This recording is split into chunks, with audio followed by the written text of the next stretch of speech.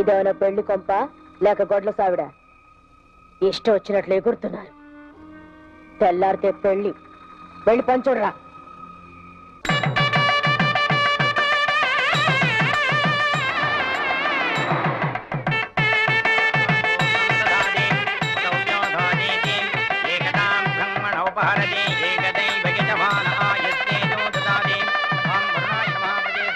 ఇదిగోండి తాడే.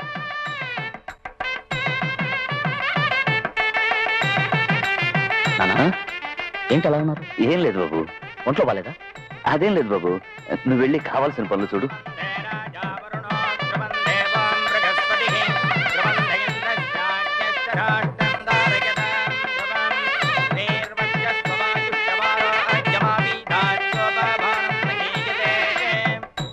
అమ్మా నేను చెప్పిన మంత్రం ఇప్పుడు చెప్పండి. పంతులు గారు, మంత్రం మాట అలా ఉంచి ముందు పిల్లవాడి చేత పిల్ల మెడలో తాళి కట్టించరు మీరు. తొందర ఎందుకు నాన్న? సాంప్రదాయపరంగా జరగాలిగా. పంతులు గారు కానివ్వండి.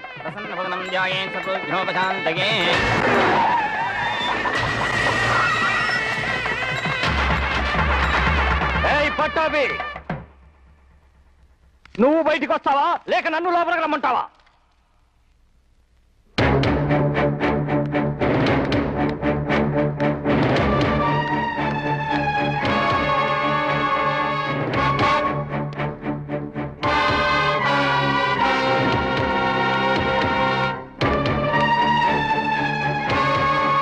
ఏంటి మావయ్య, ఏమైంది? ఇక్కడ ఉన్నారేంటి? లోపలికి రండి. నువ్వు ఊరుకోరా, ఇది నాకు మీ నాన్నకు సంబంధించిన సమస్య. సమస్యలు ఏమన్నా పెళ్ళిన తర్వాత మాట్లాడుకుందాం. ముందు మీరు లోపలికి రండి. అసలు సమస్య ఈ పెళ్లిరా. ఏమిటి మీరు అనేది? అనేదే ఉందిరా. ఇదిగో ఈ పత్రం చదివి మీ అన్నయ్యకి అర్థమయ్యేట్టు చెప్పు. బలరామయ్య గారి కుమారుడైన పట్టాభి అని నేను మహంకాళి చిన్నయ్య గారి ఏకైక పుత్రుడైన పుణ్యమూర్తికి నా కుమార్తె నుంచి పెళ్లి చేయడానికి సమ్మతిస్తున్నాను. ఇట్లు పట్టాభి. ఏమిటన్నది? మీరే రాసి సంతకం పెట్టించారు? అవును బాబు. ఎందుకని? కొన్ని సంవత్సరాల ముందు అనుకోని పరిస్థితుల్లో అలా రాసి సంతకం పెట్టాల్సి వచ్చింది బాబు. మాట తప్పటం మా వంశంలో లేదని కూసావు కదయ్యా.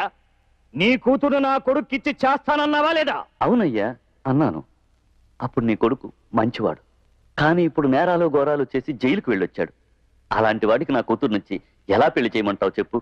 ఏమిటి పిచ్చివాళ్ళలా మాట్లాడుతున్నారు? మేజర్ అయిన ఆడపిల్ల వివాహ నిర్ణయం తీసుకునే హక్కు ఆ పిల్లకి తప్ప ఇంకెవ్వరికీ ఉండదు. నువ్వేమో సంతకం పెట్టానంటున్నావు, ఆయనేమో తీసుకున్నానంటున్నారు. చట్ట ప్రకారం అది తప్పు. ఆపవయ్య, నీ చట్టం గిట్టం టౌన్ లో పెట్టుకో. ఇక్కడ మాటే ముఖ్యం. నా కొడుక్కి తన కూతురికి పెళ్లి జరగాల్సిందే. మావయ్య, చిన్నవాడిని చెప్తున్నాను, తప్పుగా అనుకోకండి. మా నాన్నగారు తెలియని స్థితిలో ఏదో అలా రాసిచ్చారు. దాని కారణంగా శుభకార్యం జరుగుతుంటే ఇలా వచ్చి గొడవ చేయడం అంత మంచిది కాదు. మనసులో ఏం పెట్టుకోకుండా లోపలికి వచ్చి దంపతులను ఆశీర్వదించండి. నీతో ఏంట్రా మాటలో? అలా చూస్తే అక్కడి నుంచున్నారేరా. ఎల్లో పిల్లని ఈడ్చుకురండి.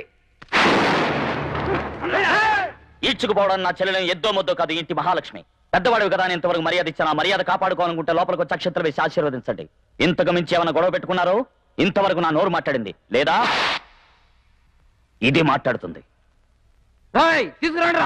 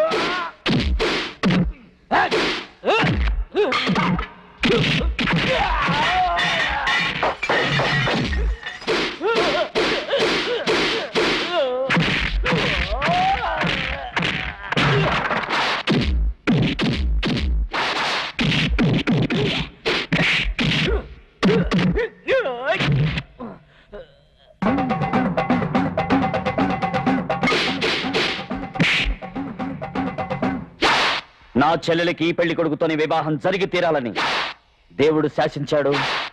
అరుణాచలం పాటిస్తాడు. సత్యం.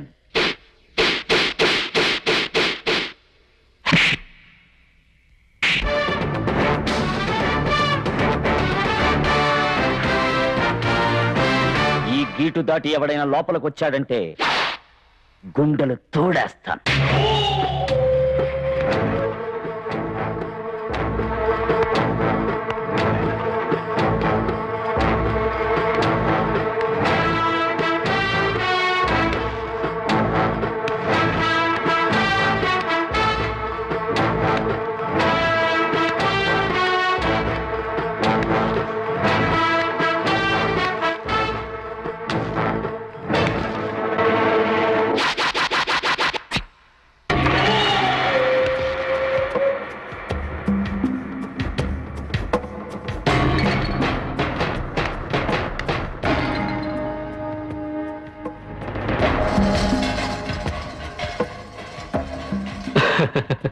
గుర్తురాలా? చిన్నప్పుడు చూసా. 20 తలలు, 50 చేతులు, 80 కాళ్ళు నరికిన అదే మూర్తి. పుణ్యమూర్తి నీ బావ నేనే.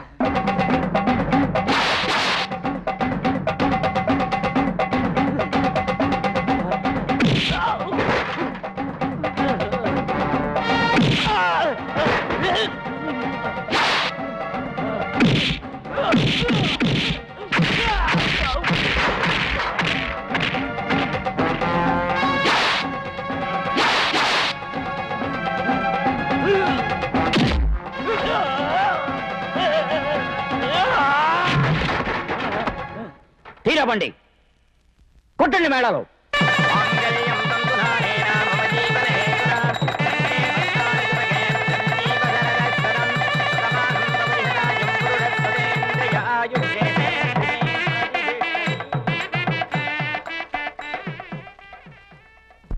నాయనమ్మా, ఈ ఊరి వాళ్ళు వారి గురించి గొప్పగా మాట్లాడటం చాలా కరెక్ట్. ఎవరు వారు? వారే నాయనమ్మా. చెల్లెలి పెళ్లి పనులని ఒక్క చేత చక్క పెట్టేశారే, ఎంత మంచివారు. ఇదెవరు? ఇదే వారే. పెళ్లిలో గొడవ పెట్టుకోవడానికి వచ్చిన వాళ్ళని ఒక్కరే అడ్డుకుని తన్ని తరివేశారే, వారెంత ధైర్యశాలి. ఏ ముందు ఈ వారెవరో చెప్పు. వారే నాయనమ్మా, అరుణాచలం. ఓ, చెల్లెల్ని అత్తారింటికి పంపేటప్పుడు కంటతడి కూడా పెట్టుకున్నారు, చూసావా? ఇదిగో వీరిని వదిలే. నీకెవరో ముద్దిచ్చారన్నావే, వారెవరు? అది కూడా వారే. నాకు తెలిసే నీ మనసులో ఏముందో. అది నీ నోటి వెంట వినాలనే ఎదురు చూస్తున్నాను.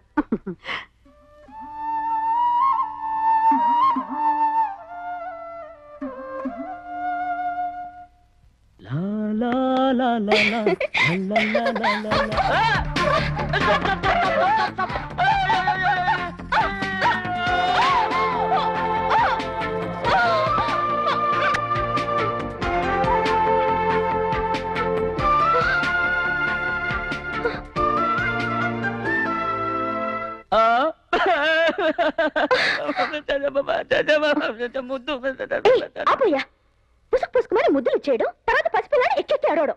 క్షమించండి, తెలియ జరిగింది. ఏయ్, నిజం చెప్పవయ్యా, కరెక్ట్ గా గురి చూసి ఎలా కొడుతున్నావు? అయ్యో, ఈ గురి చూసుకోవటాలు నాకు తెలియదండి. క్షమించండి, తప్పైంది. తప్పే కదా? తప్పేనండి. అప్పుడు నువ్వు ఇచ్చింది నువ్వే మళ్ళీ తీసేసుకో. ఇచ్చింది మళ్ళీ ఎలా తీసుకోమంటారండి? చో, ఇది కూడా నేనే చెప్పాల్సి వస్తుంది. మై గాడ్, రండి. ఎక్కడికండి? రావయ్యా, రమ్మంటున్నానా?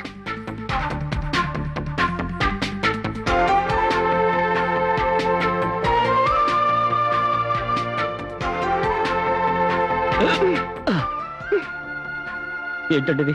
ఎవరు లేని చోటుకి నన్ను ఒంటరిగా తీసుకొచ్చారు? మళ్ళీ ఎలా తీసుకోవాలని అడిగావు కదూ?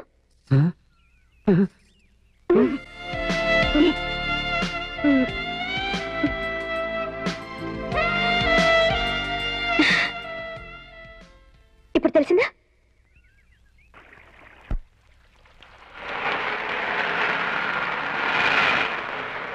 బండాపురా.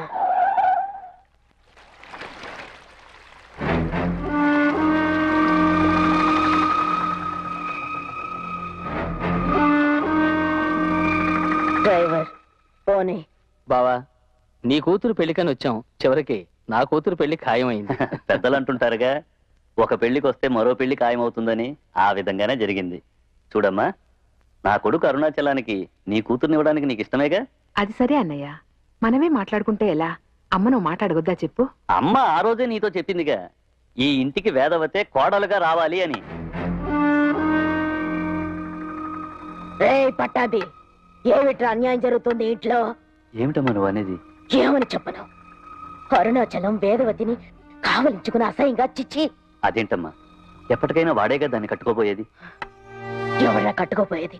అరుణాచలమే. నువ్వే కదమ్మా అన్నది వేదవతిని ఇంటి కోడలుగా చేసుకోవాలని. అవును అన్నాను, వేదవతిని ఇంటి కోడలుగా చేసుకోవాలని.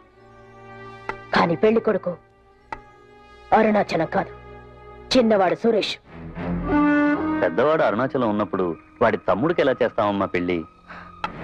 ఏమిట్రా మాటలు? తెలిసే మాట్లాడుతున్నావా? వేదవతిని అరుణాచలం ఎలా పెళ్లి చేసుకుంటాడు? ఎందుకు చేసుకోకూడదు? ఎందుకంటే అరుణాచలం, నువ్వు నోర్మీరా, ఇప్పుడు నేను చెప్పకుండా ఉండలేను. అరుణాచలం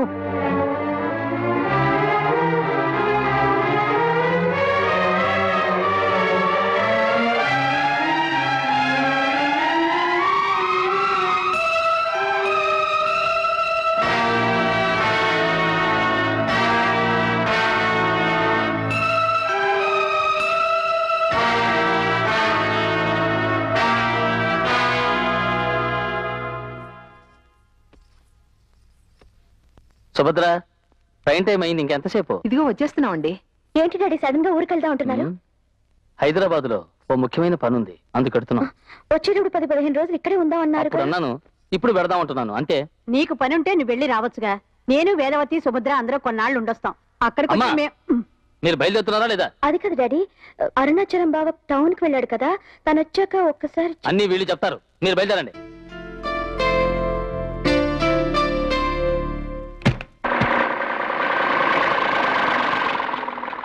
బస్తాలని గోడంలో పెట్టండి.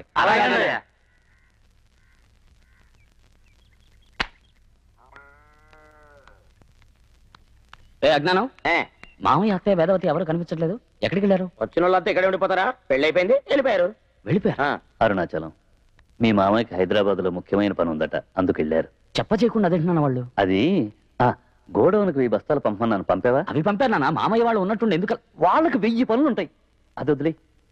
పొలంలో మోటార్ చెడిపోయిందట, వెళ్ళి దాని సంగతి చూడు. సరే.